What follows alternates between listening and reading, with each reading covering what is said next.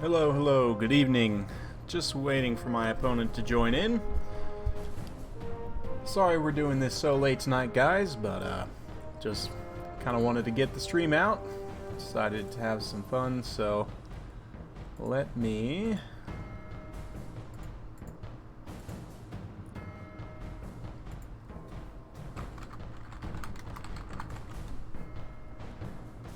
Alright, so yeah, no face cam tonight just because I look like garbage, and yeah. It's also kind of dark in here and I don't have decent lighting, so you probably wouldn't be able to see me very well anyway. But welcome, welcome. Good evening, good morning, good afternoon, wherever you are in the world.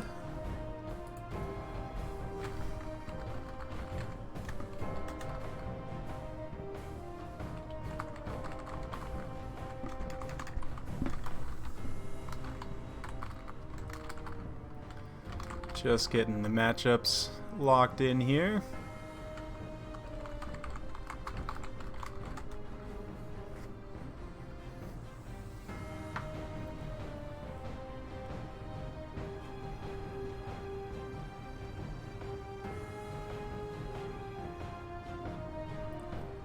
Hello, hello. We've got Argyle here. Let's see. See how loud this music is here. Make sure that's over there.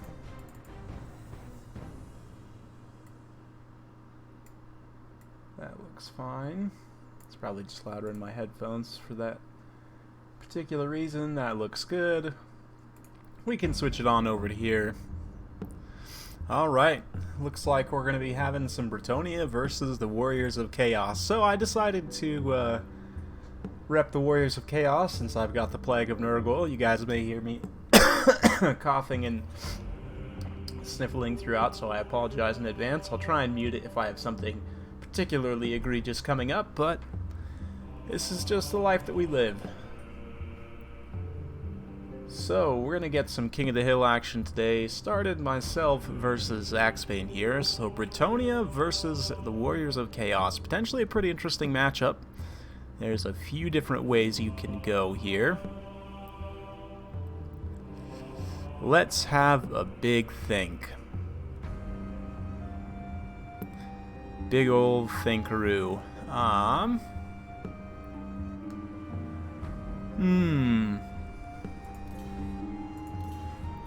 Looks like he's ready. Let's go with a Slaanesh themed build. And now that the music's overriding, we can go ahead and fade that out. I mean, I guess we could go with a plague themed build, but there's not that many good plague themed units right now. So yeah, we're gonna go with the what the heck? Let's do it. Let's have some fun here. And let's take a build that's kind of bad. Barded Chaos Steed. Let's just make him kind of cheap. We'll give him the Pennant of Slaanesh. You know what? Actually, nah. Let's kid him out. Let's make him a little fighty, and we'll give him a little bodyguard here. Swords of Chaos, and then we're definitely gonna want Lore of Death. First down with the sickness, right? Spirit Leech and Fate of Boring, just for maximum plague. A couple chosen with halberds. Let's get some supporting elements here. We definitely want the Demon Spew. Let's get some Poison Warhounds here. And guys, this build is so bad. Oh man. Oh man, this is the worst chaos build I have ever made, but we're gonna probably do it just because I don't know what else to do.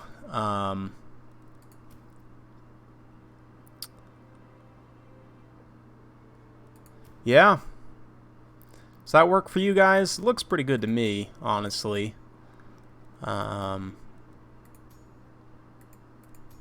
You know, probably not going to work at all, but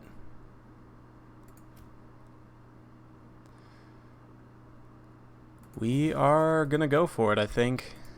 Yeah, let's do that. Oh, hang on. There's a particular Chaos Waste map. Is it the Southern Chaos Waste? Yep, there we go. Okay.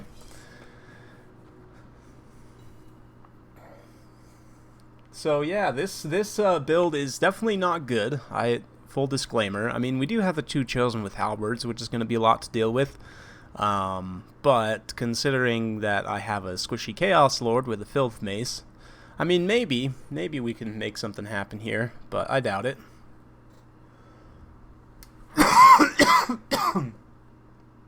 Excuse me. Ooh. Yeah, I should have brought some Aspiring Champions. That's good. That's a good thought. 1 unit of Aspiring Champions probably would have been pretty decent here. They'll actually cleave through quite a few peasants as well if you leave them kind of saturated, but okay. So we're going to have the Demon Spew actually in the center. Normally Forsaken I would use as a flanking type unit. We're going to have them in the center though, so that they can get their Cloud of Flies ability. Going to kind of deploy infantry up front like so. Mr. Filth, you get your Filth Guard here. You guys roll as a little number 1 squad. We'll get number 2 infantry, 3 for the Death Sorcerer. Let's grab 4, and we'll get the filthy Plague Hounds on 5 and 6. Alright, and a pretty straightforward army.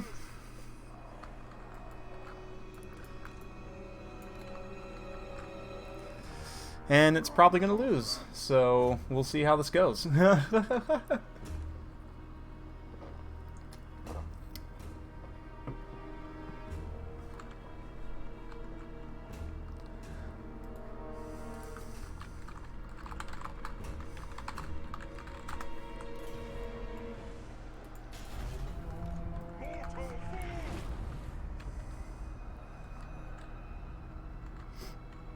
We'll see. This might actually work okay. Probably not, but...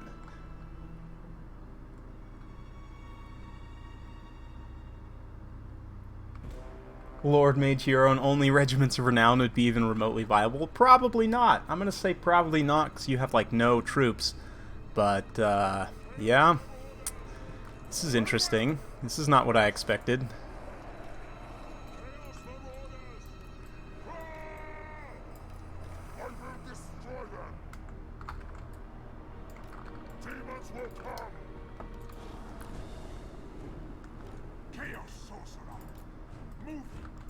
These guys should go over there. You guys can kind of come over here a little bit. Skis. What do we got? Questing Knights, Grail Knights, Companions, Grail Knights. Okay, so we got some expensive stuff to deal with. That's good. We want to start Spirit Leeching them. Let's not get too crazy, though. Keep moving up here.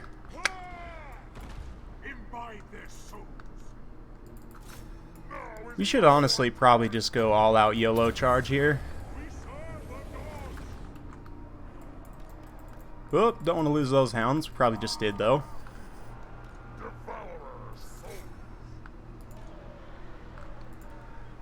Let's throw a Fate of Buna right there.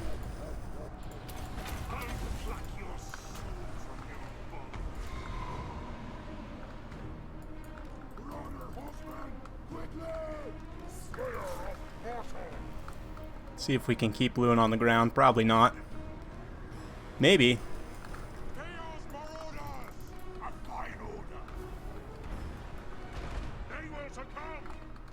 I definitely just lost out most of my hounds, which was not great, but hey.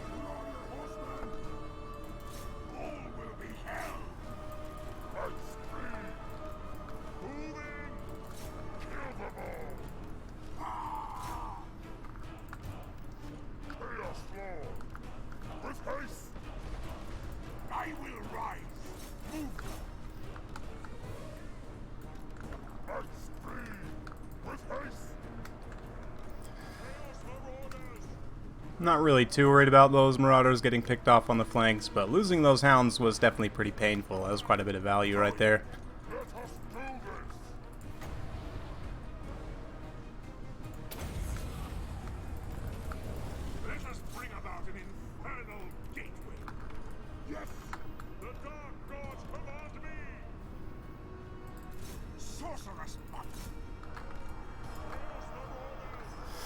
There we go. Let's get a little bit of that action in there. You guys can start moving up there.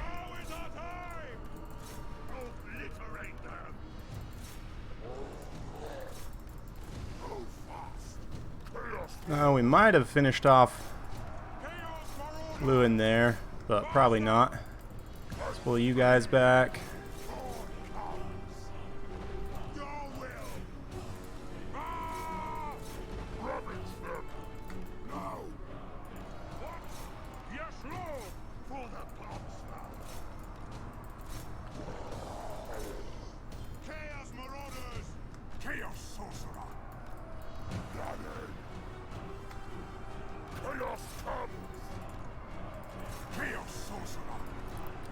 We got some buffs, so let's go ahead and pop those.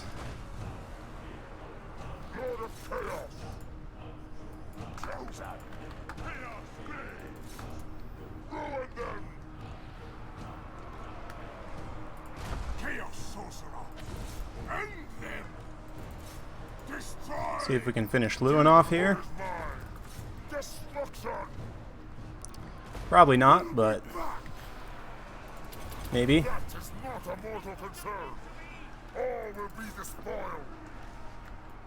Maybe. Not looking good. My chosen got terrified, which is not the best. I guess Lewin was that scary. Yep, that plague build didn't work at all. No surprises. I don't know, maybe if I could have forced that hound engagement a little bit better over on the side, but I'm surprised how well that that plague lord actually did against Lewin.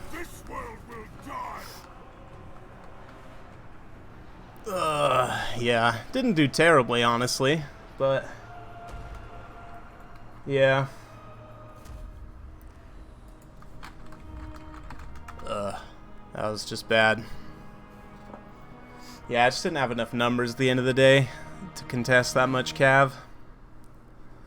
Ultimately, yeah, getting my chosen terrified away like that was pretty rough. You can see his cav just ran over me super hard. I just didn't have enough numbers. Losing those hounds early on was really, really rough. I needed them to kind of protect against those Grail Knights getting that big rear charge, but yeah, to be expected. Well, let's see. Who's up next? Nope, that's not what I wanted to do.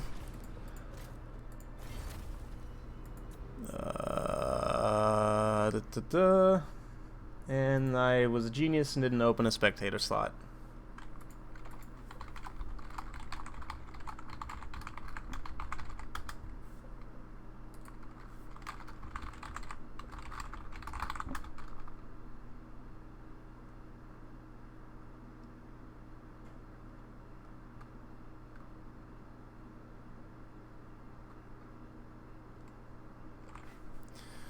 Yeah, even still though, I think, yeah.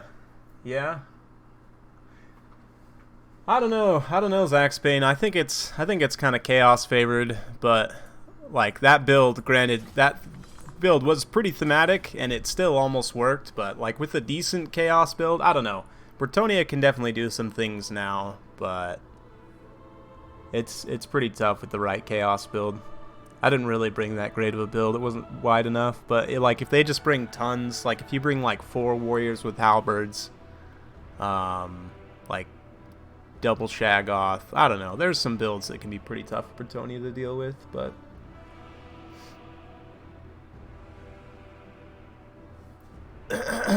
let's see. All right, got Hadras in here. Yeah, that plague theme build, I don't know, I might have to play around with that a little bit more and see. It's too bad the Swords of Chaos are just so terrible. If they weren't so bad, that build would actually probably work okay. But the Swords of Chaos are just so bad. Now granted, with that same build, if you were to change out those chosen with halberds for just warriors with halberds, I would have had a little bit more funds to just take some like Marauder Horsemen and just kind of running around with the hounds and the Marauder Horsemen. If your micro was on point, You could potentially do some decent, you know, skirmishing with like some throwing axes and stuff, like leading the knights around on wild goose chases, like baiting them in with the hounds, and then, you know, running away before they can get a good charge in. I mean, obviously that would require a lot more micro than what I'm able to do right now, but I could see it actually working okay. I don't know, I'll have to kind of play around with that build a little bit and see if I can make it work, but...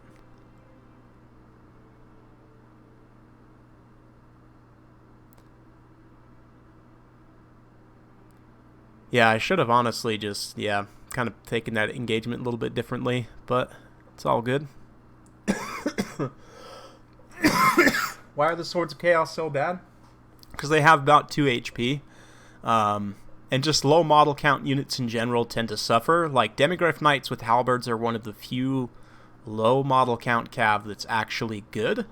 And it's mostly only because they have access to, like, the prayer buffs, in my opinion. Like, Demigryph Knights with Halberds baseline really aren't that great of a unit. Mostly just because they have less models, they don't do as much damage, right?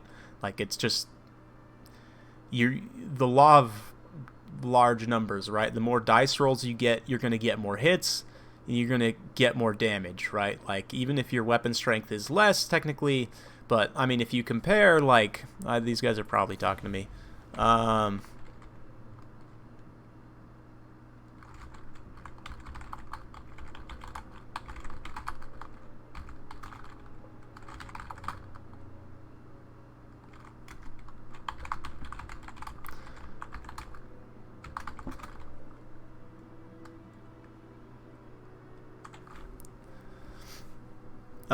So, yeah, what was I going to say? I don't even know. I can't even remember. Yeah, hindsight's 20/20. That's true. But, yeah, Swords of Chaos, so they're bad because they have low model count, basically. If you look at all other low model count cav in the game, Demigryph Knights with Halberds are the only ones that are semi-decent, and, yeah. I'm probably actually going to make a video about this, about how Monstrous cav are just bad. But... like, Necropolis Knights can be made to work in certain matchups, but... Swords of Chaos, I mean, they're probably one of the worst regiments for now in the game. Definitely in the top 5, for sure. But, yeah. They don't, like, because they have a lower model count, they should have, like, significantly higher stats to compensate, but they don't. Like, if you... I don't know, I would need to actually do the math, but I think if you were to add up the total weapon strength of the entire unit for a unit of regular Chaos Knights with swords to the unit of Swords of Chaos, then, like, I think the regular unit just does more total DPS because they have more unit models. I'm pretty sure. But, anyway...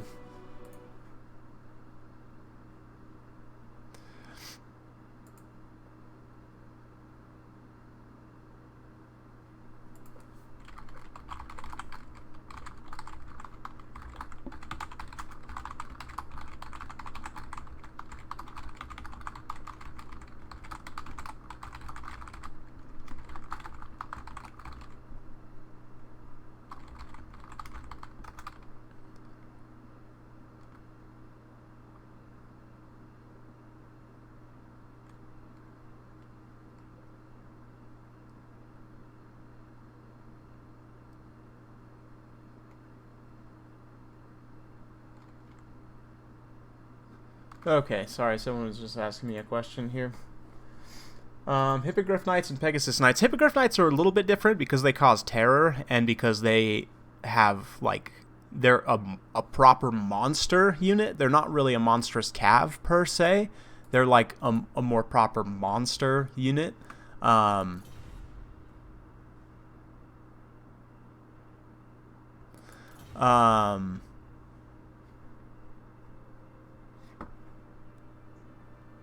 But Pegasus Knights have issues, for sure. Pegasus Knights are pretty bad in a lot of matchups. I mean, they're okay in certain situations, but... yeah. Yeah, the Swords of Chaos. And the thing about the Swords of Chaos is every other faction that has Monstrous Cav has healing. And the Swords of Chaos don't. And they really don't have that many defensive buffs either. Whoops. Whoops.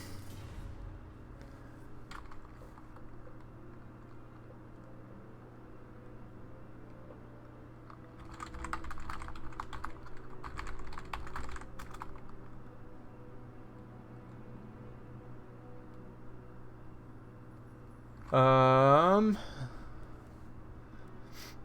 Anyway, yeah, that's me rambling about Monstrous Cav.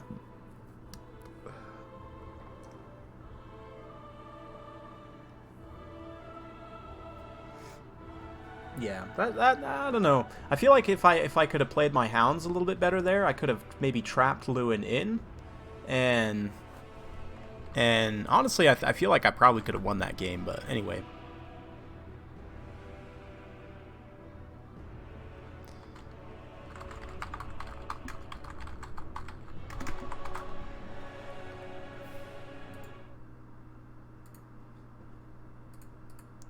Da, da, da.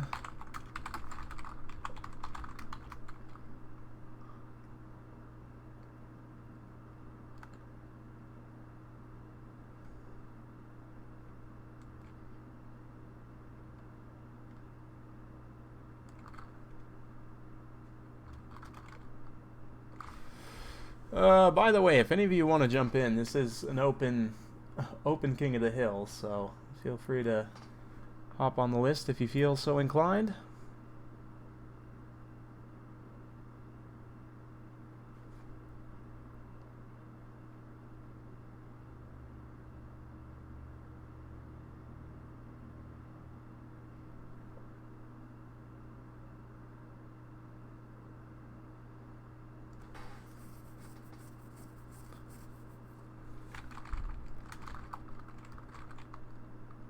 Okay, looks like it was a map bug. Yeah, that Oakenhammer map,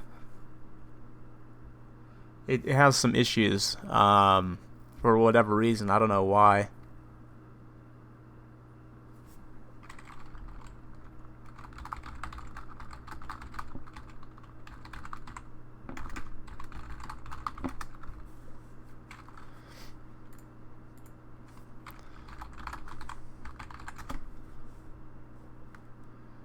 Alright. Oh, wait. Nope. Maybe it's going to let him rejoin.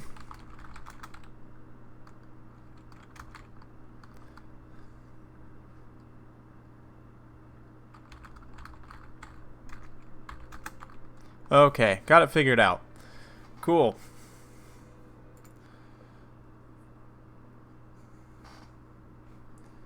Yeah, the Trident actually I thought that was Lewin. Dang, I could have been spirit leeching him. That's my bad for not doing very good scouting on him. I for sure thought that was Lewin, because I could have maybe spirit leeched him a couple times and finished him off, because he got pretty low there at one point. But yeah, I think ultimately just not having enough numbers. Like I said before, if I were to cut those two chosen with halberds down to just warriors with halberds, and then just bring like some more marauder horsemen,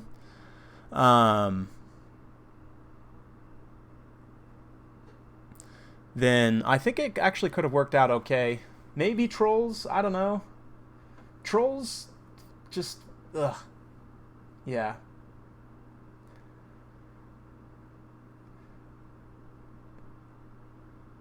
I guess trolls would work for a Nurgle build as well, because they are pretty gross and they puke everywhere. So yeah, you know what, Zach Spain, good point. I'm gonna throw some trolls in that build. I don't know. I'm gonna make that plague, that filth mace, freaking Swords of Chaos build work somehow or another. Against Bretonnia specifically. Oh man, but trolls. No, I like that idea. You and I should workshop this sometime, Zach Spain, because this seems like a fun thematic build that I could just pull out randomly sometime.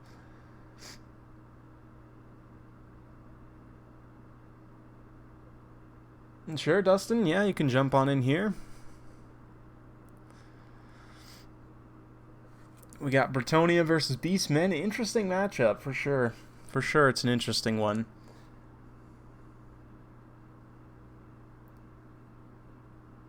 Because that filth mace is it's like a cool item, but it's so weird and like hard to use. I don't know. The Pendant of Slaanesh is also really good too, but to be honest, I probably should have waited on all those buffs, because like there was the one point where they were really saturated up together that I could have used it, but yeah, it's hard to say.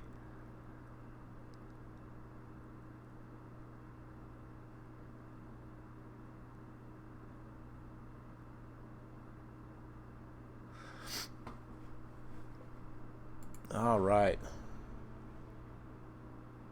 Volkmar anti-coast, anti-rat build. Sounds pretty good. The build that I showed off on today's session from Aerocrastic, I really like that build with like the mixed like Free Company, Flagellants. You get Volkmar on the cart, mass cannons. I thought that was pretty neat build. A little bit of faith and shot, but yeah, Empire. There's a reason I'm a fan. Let's just say that I am absolutely a fan of the Empire for sure. So cool.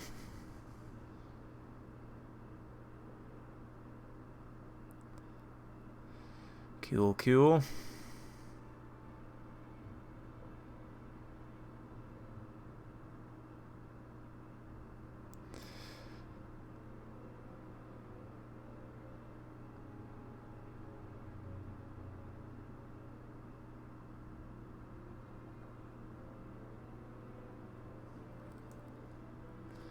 This is another interesting matchup.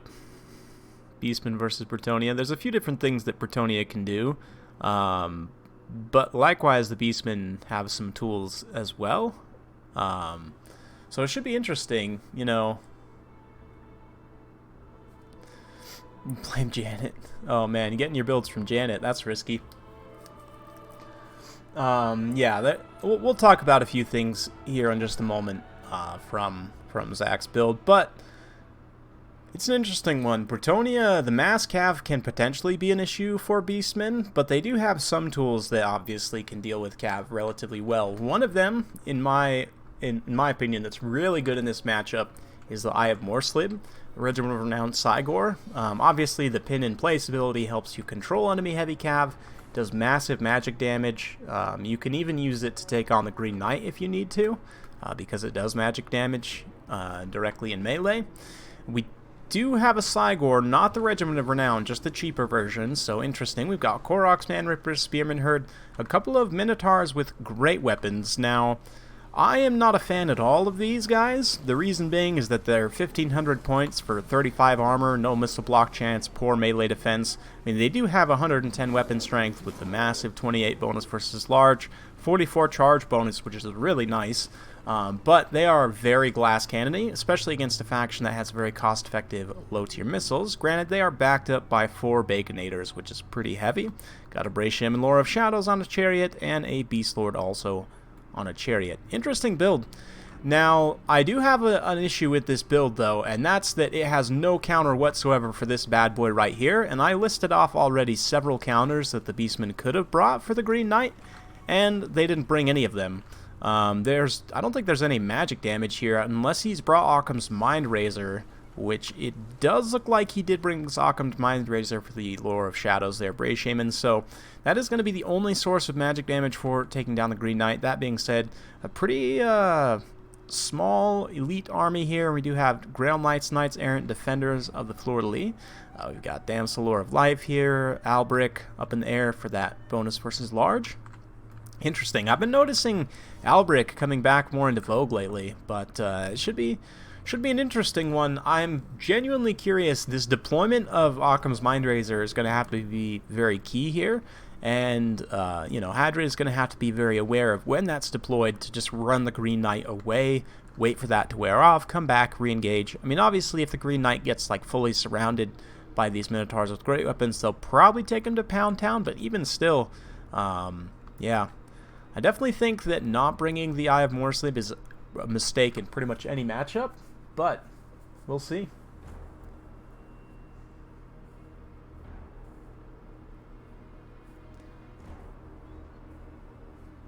Yeah, full Vanguard I have actually. If you go back to some of my old Beastmen videos, you'll see me doing something similar to that, where I go full Vanguard with just a Cygor summon only, and then throw rocks. But since the Cygor summon's been nerfed, you can only get like 1 or 2 rock throws off. It's actually kind of sad. But yeah.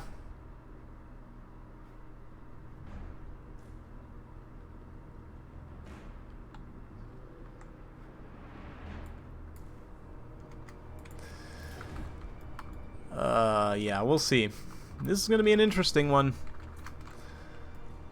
Very, very interesting one. The Koroks Man Ripper is a pretty decent pick here. You don't see them too often in my builds because I tend to not really go heavy on the Beastmen infantry and just go really heavy on the monsters, but this is an interesting, very interesting build here. You guys know me, I like to go Malagor double Gorbel in this matchup. Granted, Malagor can be pretty risky just because you know, he can get sniped relatively easily, but that being said, if you keep him near the Eye of Morslib and kind of keep some defensive tools around him, it can be almost a bit of a bait tactic too, because if they try and dive Malagor, then you can, you know, potentially pin them in, get a massive surround, nuke them with, like, Minotaurs or something. And, yeah, decent contact so far, clips a couple of those Grail Knights.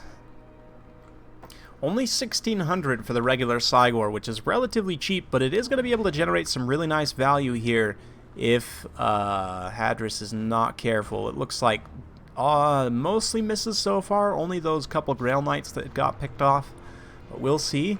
These Baconators are going to be a lot of trouble. Now, for those of you guys who don't know, Razorgore Herds are actually kind of overpowered right now. For the cost, they're super, super strong, so it'll be interesting. They will absolutely run over these Foot Squires in a big hurry, so I'm kind of concerned about the Bretonnian infantry engagement here if he has his cavalry out and away into too many different places. That being said, if the archers come forward here and start to try and go after these Razorgore Herd, which it looks like they do. The Razorgore Herd only have 45 armor, so they could potentially enrage them at a long distance, which could be decent. Have to be careful of those mounted yeomen out on the side. Meanwhile, in the center engagement here, Knights Errant getting a Melkos. Oh man, that brutal Cygor shot right in the middle of those clustered Grail Knights took down less than I expected, actually. Only a few models down there. But we're going to get a big ol' engagement here. Looks like those Razorgore Herd did get enraged into some supporting spears. The Knights Errant now going to get charged by some Minotaurs with great weapons, though. This is a great engagement for Zaxbane here, just doing a ton of damage right out of the gates. Those Grail Knights not getting any chance to be healed here, and this is a bad, bad engagement for Bretonnia. You can see those Grail Knights down to 28 unit models already. That being said, over here in this infantry engagement that I was concerned about, you can see the Peasant Archers here paying absolute dividends against the Razorgore Herd. This is exactly what needs to happen here. Those Razorgore Herds are a huge, huge danger. That being said, I don't know that Bretonnia can really come back from the losses sustained over here, and the Damsel Lore of Life getting absolutely pounded too as well here. I didn't really see what happened, but it looks like Albric, something happened here. The Green Knight must have taken some serious magic damage. That being said, the Beast Lord did take a big hit there from Albric, potentially going to be coming back into the game here, but we'll see. Bretonnia's in a bit of a pickle. They do have a pretty commanding presence on this side of the battlefield, and maybe they can take down the Cygor here and kind of refocus this engagement, but we'll see. Damsel coming back from route here. We also have some Knights Errant. Oh man, they really, really need to go see off those hounds. Make sure that Damsel is able to stay on the battlefield here. Meanwhile, this big blob engagement, Albric, staying his welcome a little bit long here. Granted, he does not have that area of effect bonus versus large item. Interesting, so the Green Knight doesn't have bonus versus large right now. That being said, there are some units being cleaned up out on the periphery. Bretonnia starting to make a little bit of a comeback here. The Damsel coming back from route. Albric able to get back up, out and away from this engagement. So what initially had seemed really, really bad for Bretonnia, actually doing pretty decently so far. Controlling this engagement here was pretty key, routing off all of those pig herds.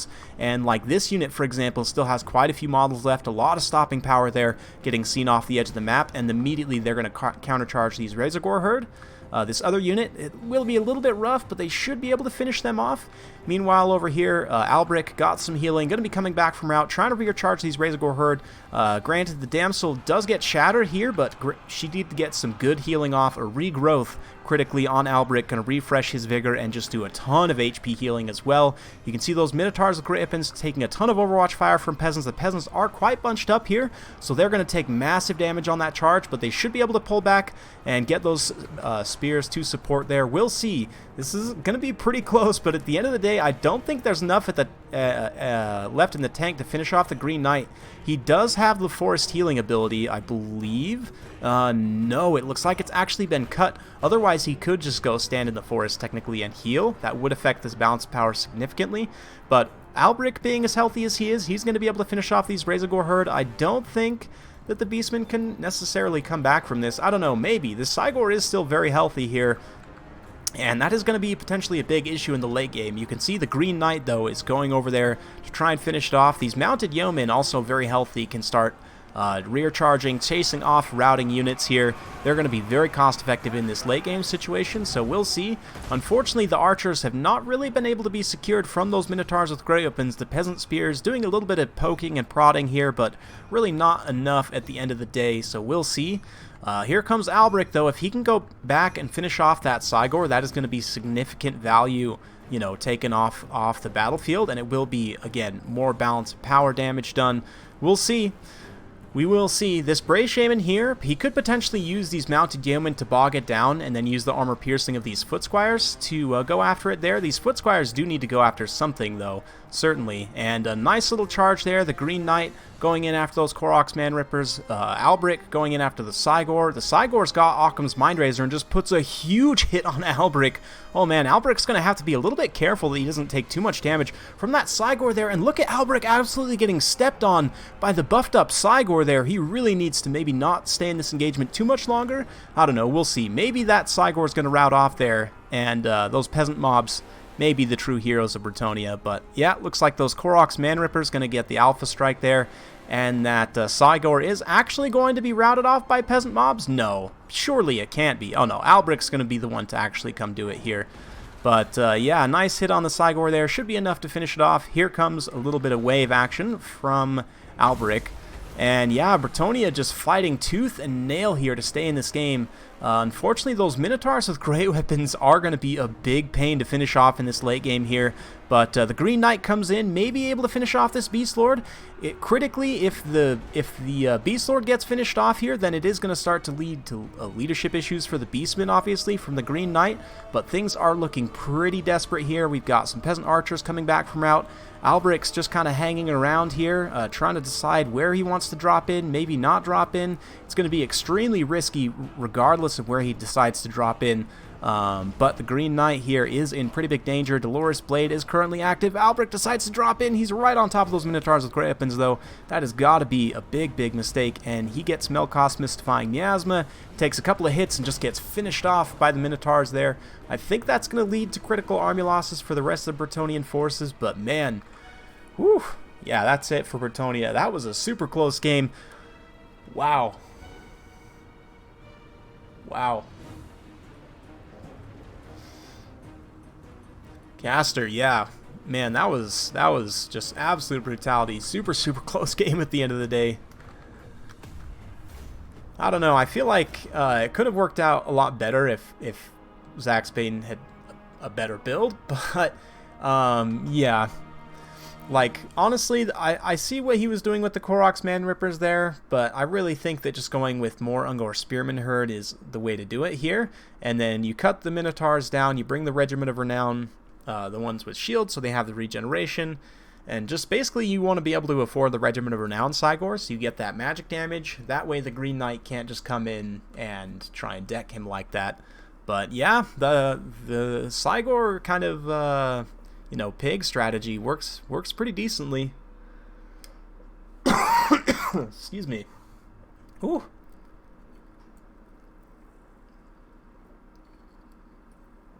All right.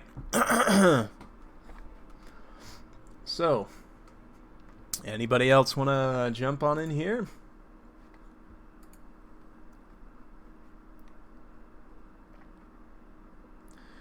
Let's see who else is playing. I guess I could jump back in for another game, or we could do like maybe like an FFA or something. I don't know. What do you guys think? I'll let you guys decide. Give chat a minute to catch up. Yeah, I saw that Mindraiser. That was pretty decent. Pretty decent. I still think that it's just worth it to bring the Regiment of Renowned Cygor anyway, because like the pin in place, plus then you don't have to bring the spell. I like to bring Lore of Wild, just because like what's the buff spell? Mantle of Garok is basically like Occam's Mindraiser, but with a massive melee attack buff as well. It just doesn't give magic damage, right? But if a unit has magic damage baseline, like the Eye of Morslip, for example, then you don't necessarily need that magic damage, right? So that's just kind of my thinking on it, since I like to go with Lore of Wild in this matchup, rather than being constrained to take Lore of Shadows. But yeah, I mean, it worked. Absolutely. Absolutely.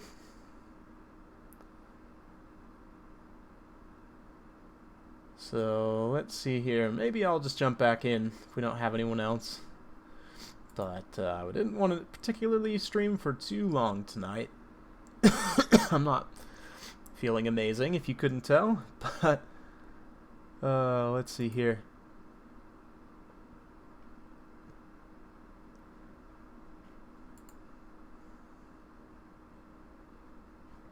How about this? I am going to... Should we do a 2v2? You guys want to do a 2v2 to round things out? I think we'll do one more battle, and that'll put us to about an hour on the stream. So let's do that. Let's do that. So yeah, Zaxbane, I'm gonna go ahead and rehost. And it's 6 a.m. here. Hey man, bright and early Sunday morning, bringing it to you live. So let's go ahead and just get it going here. And we'll open it up for a 2v2. And we'll have some fun here. So yeah, let's just kind of theory craft this a little bit. If I were to cut these two for regular halberds, that does open me up quite a bit more funds, enough to pretty much take almost another... we're 500 short for another couple. So if I cut Foe Seeker, then see, that I feel a lot better about. Like that I think can actually work decently well, though there is an argument to be made that you should just trade these Chaos Warriors with halberds out for trolls, right? I think is what he was saying. So let's get some trolls to really make this build stand out, and we do want evasion. Do we need the Barded Steed, or could we get away with using the Chaos Steed on both of these guys? That frees us up a little bit more funds to then come in here and dump some chevrons into the trolls, and that I feel a little bit better about, because now they have a little bit better leadership. But oh man,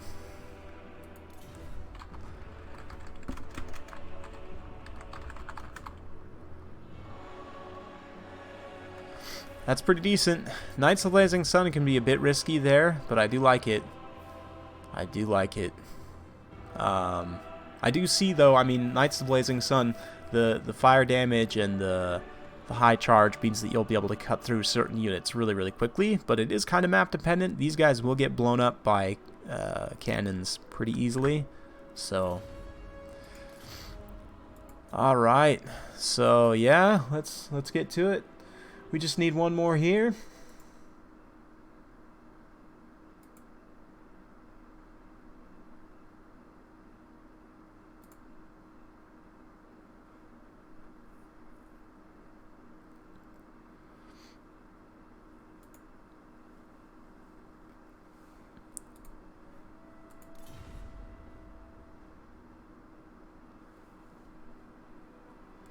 Yeah, I forget how you team type. You know what, Zaxbane? I'm just gonna message you on here. How about this?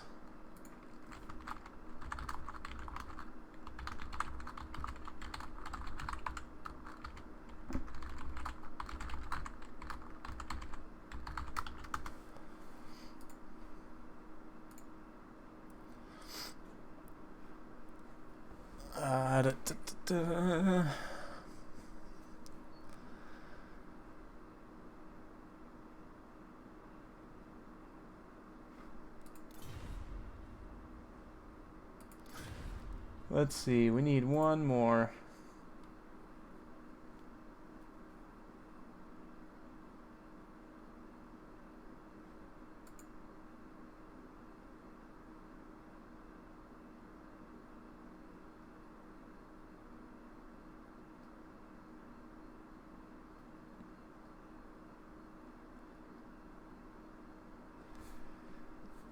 Okay, so yeah, let's do that. And we're just looking for one more. So if any of you guys want to jump in, or I could throw one in to drunk to play. That's okay. That is quite all right. Let's see here.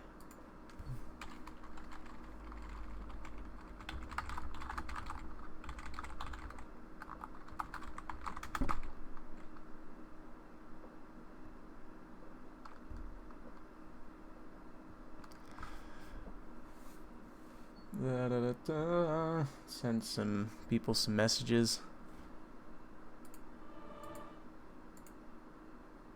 123 is the password. Since you guys can totally see my build, you can just come in with the hard counter. Do try and make it. Oh, broke your hand. I'm sorry to hear that, Black Feathers. That sucks, man. If I broke my hand, because I mean, like, I work for my day job. I'm a graphic designer now. Like, I used to be a chef, and now I'm a graphic designer. So, like, if I broke my hand, that would be so awful. Oh man, I would be out of work and just, yeah, it would not be good. Not be good. So yeah, I think the plague's ready to roll here. So we'll run with that.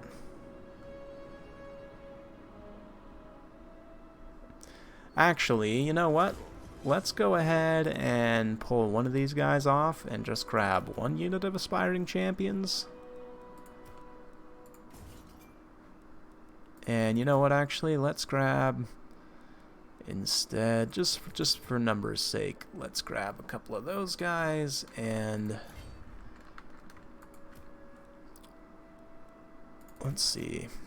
We could get the armored trolls, but I think it's honestly more worthwhile to just chevron these guys up. Oh, can't quite go that high. So we'll do that, and then we'll do that and that. Or maybe we'll do this. There we go. 66 melee defense on those champs. There, that's what I'm talking about.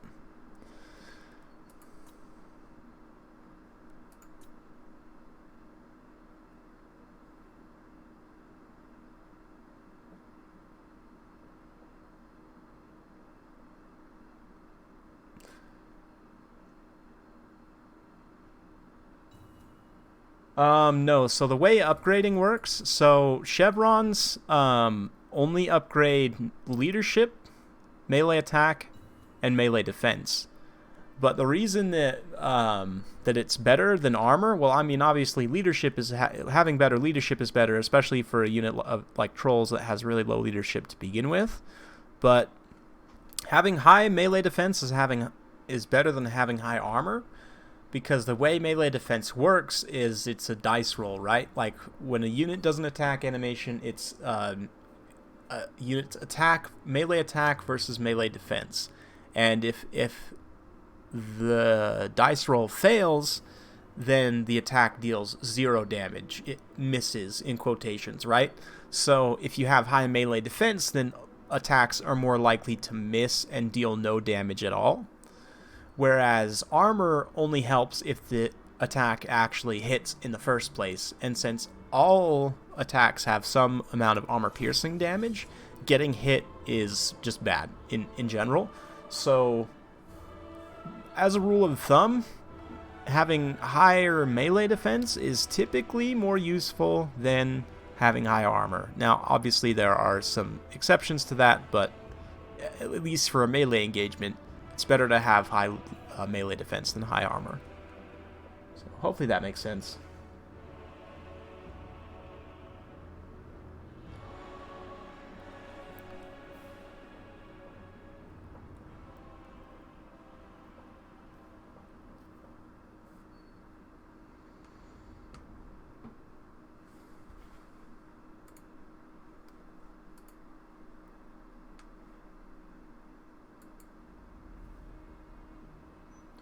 Exactly, Black Feathers, exactly. Because they have like 10 melee defense, so almost every attack is going to be hitting them.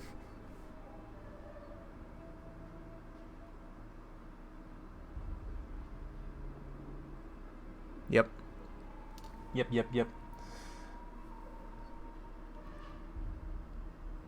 Now, for missiles, obviously it's different, right? Because with missiles, like, melee defense doesn't help at all. Armor is the only way to mitigate missile damage, besides, obviously, missile resistance, right? So, if you're against, like, a faction that has a lot of missiles, but not necessarily a lot of armor-piercing missiles, which there aren't many of, it can be advantageous to have higher armor rather than higher melee defense, but almost all factions that have missiles have good armor-piercing missiles as well now, so it's kind of a moot point anyway.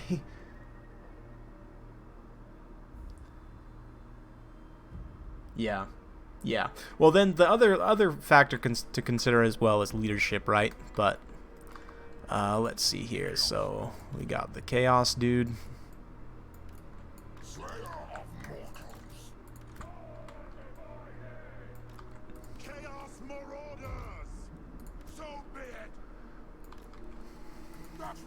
And we'll get these guys. And we want the champs in the center along with the 2 trolls.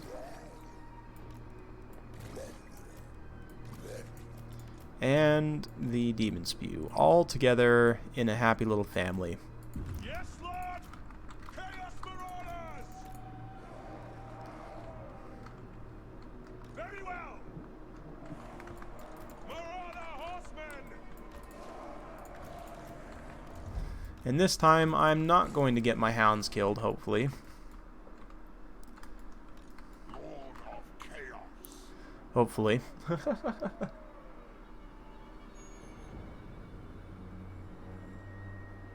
That is also true, Zach's Bane. The armor, yeah, armor will still... Melee defense doesn't work if a unit is hitting you in the side or rear, or if you are routing, for example. There's a handful of other situations, too, where melee defense doesn't necessarily apply, so it's better to have armor. But, like, that's why it's good for shock cavalry to be heavily armored, whereas a unit like Wild Riders in particular, you have to be careful when you choose to disengage, because you'll take a lot of damage when you disengage. Because, again, when your unit model turns around, it takes time for them to do that animation to turn around, accelerate, move away. And during that whole time, when their back is turned, they're not getting their melee defense, right? So that is a good point as well. Yep. So, like, if you're planning on cycle charging your trolls, maybe it's better to have the armored trolls, but...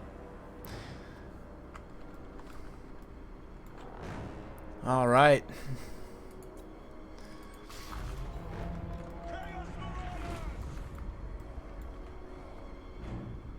Let's see how this goes. The dark gods command me. This gross little plague blob here. Champions up front. Got the demon spew. Got the trolls. It's pretty neat. Makes me happy. So I think that we should probably advance here, because they do have a bit of an artillery advantage. So I'm going to go ahead and push this up here. Let's see if we can't pull that manticore down out of the sky. Is that the Supreme Sorceress Lore of Death? It is, in fact, a Supreme Sorceress Lore of Death. So, oh man, that Doom Diver just destroyed that Plague Claw. That was absolutely brutal.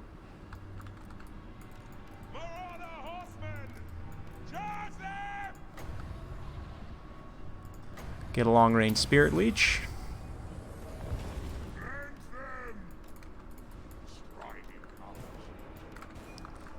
Keep pushing up. Let's just, you know what? Actually, we can probably just charge you guys straight up the pipe. That's what the masters did. You guys as well can just go straight in. Just go straight in. Whoops, not microing super well, but that's fine.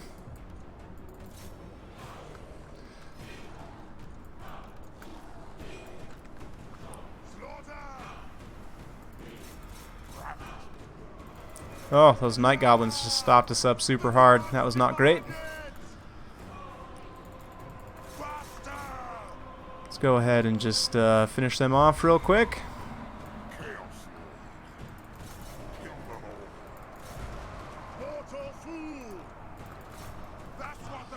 And I'm just totally not even microing this side of my army at all. Let's just get you guys up and around and into something important. You guys put on skirmish mode, because otherwise I won't remember to do anything. You should have popped all your buffs by now, but that's fine. Moving. I serve.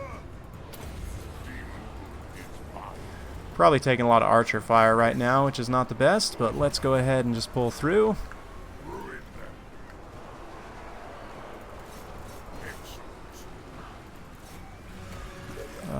Stay and fight there. And those Sisters of Slaughter are not too kind. You know what? Let's get this death ball kind of separate here and just roll you guys back as well. As for the rest of the army, you guys are doing fine. You guys are doing fine.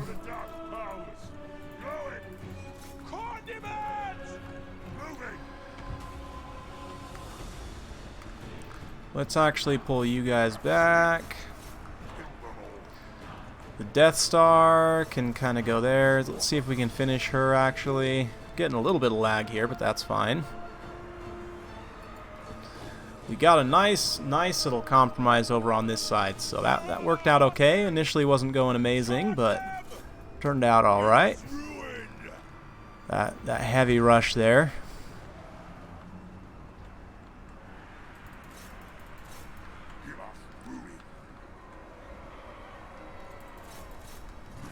Let's roll that blob over onto there. You guys can... number 6 blob. Let's keep chasing over here. We do have some trolls getting terrified, which is not the best, but that's okay. Get you guys rolling up over here.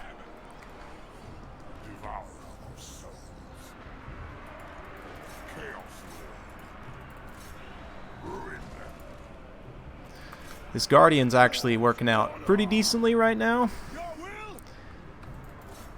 Oh man, that Plague Priest. That Plague Priest is in a bit of trouble, but let's go ahead and troll up on Azag here. Oop, something's happening. Make sure that Death Sorceress doesn't come back.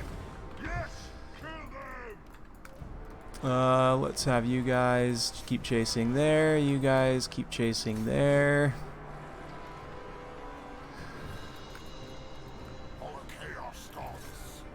This troll blob is actually working okay right now. We're doing some damage to Azag.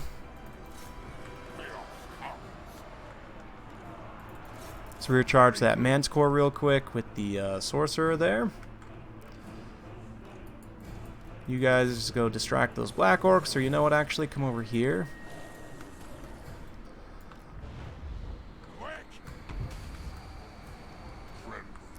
This, yeah, I'd say the rush is definitely going all right.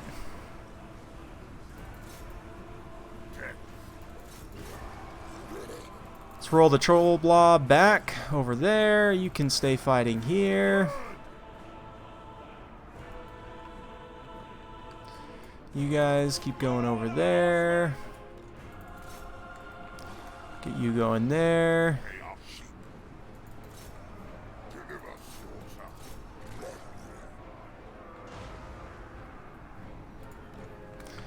And yeah, looking pretty good.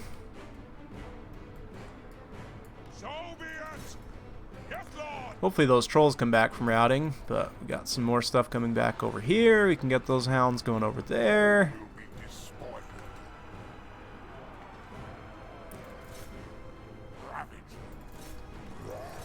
Let's get the troll blob rolling over there. Let's get you rolling there. You can also go there. Mash up with those trolls. Azag looks like he's going after the Doom Diver in the back, which is fine. Spirit Leech that Man's Core.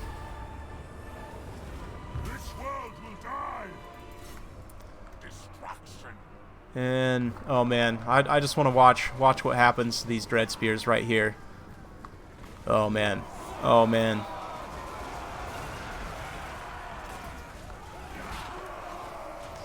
Yeah, I don't know. Maybe I'll have to try out this build on ladder and see how well it actually works, but it seems like that Death Star has some serious punch-through power for sure. Yes, WA does apply to allies. Yep, makes greenskins super good in a 2v2.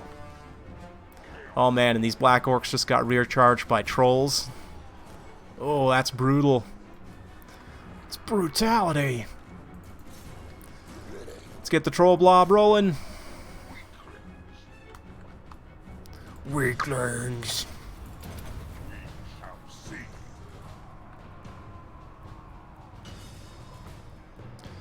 Oh yeah, Nurgle's too strong.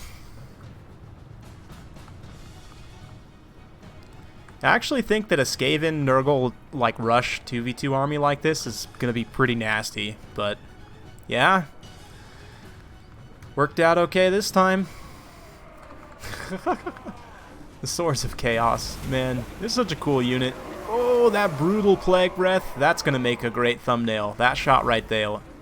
Because I'm for sure going to cast this game separately. Even though it was pretty quick.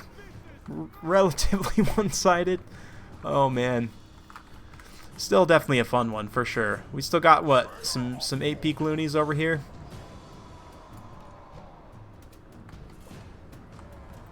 I think you guys can stay feasting over here. We'll let the plague monks wrap it up.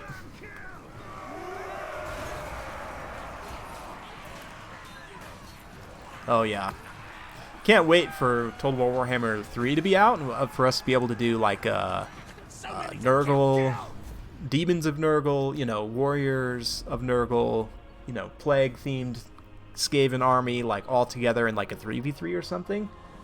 He's so cool. So cool.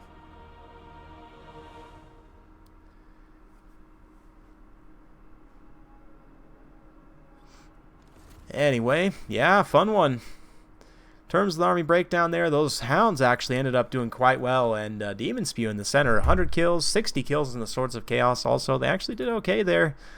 For Zaxbane here, hundreds of kills on those Plague Monks. They just charged in super hard there. Yeah.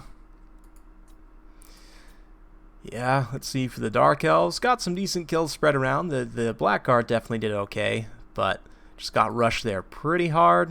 116 on those Black Orcs, 34 there. Some XP chevrons to go around. The Black Orcs definitely did solid. Doom Divers as well. I like that pick quite a bit there. So, yeah, let me go make sure I save that one.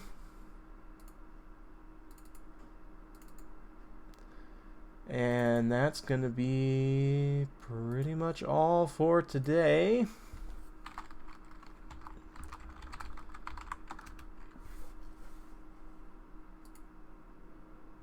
And yeah, that's pretty much it. So hopefully you guys enjoyed watching this stream. Just a little bit of quick late night King of the Hill action, not a ton. So if you're watching this after the fact, there should hopefully be timestamps to all the different battles. Only a handful of battles today, but big thanks to everyone for joining. Hopefully you all enjoyed tonight. And yeah, thanks for jumping in, Keyboard Monkey. We had Hadras in here, David Airy, Zaxbane, of course, King of the evening. So I am off to go heal some more, and yeah, we will catch you guys on the next one. See you later.